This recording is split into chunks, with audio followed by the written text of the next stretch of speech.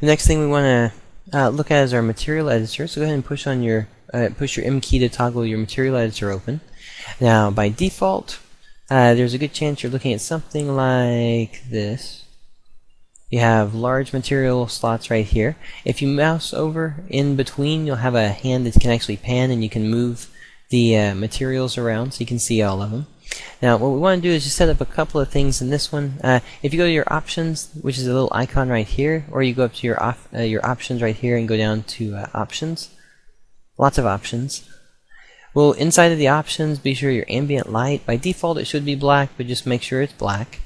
Go all the way down to the slots and choose the 6x4. Go ahead and click apply on that one, and then click OK. Alright, and by default now, when you open up your material editor every time, you'll actually open up to the 6x4 material slots for it. Let's go ahead and close that one. And let's go ahead and put a box inside the scene. We need to have an object in the scene to configure this next thing. Click on your modifier tab, and then go inside and choose your unwrap UVW map.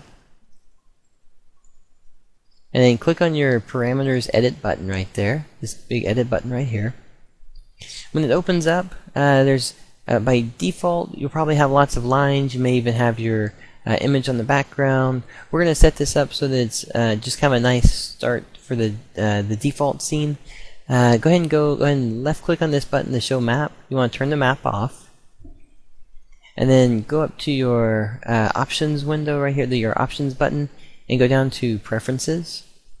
When the preference option comes up, go ahead and do the following ones right here. Line color, choose black for it. Be sure that the show grid, you see the show grid right here, be sure to uncheck it. Once you uncheck it, go down to your tiles and take your tiles to 0 right here. You can uncheck the tile bitmap. This can be one or the other. If your tiles is at 0, it won't matter.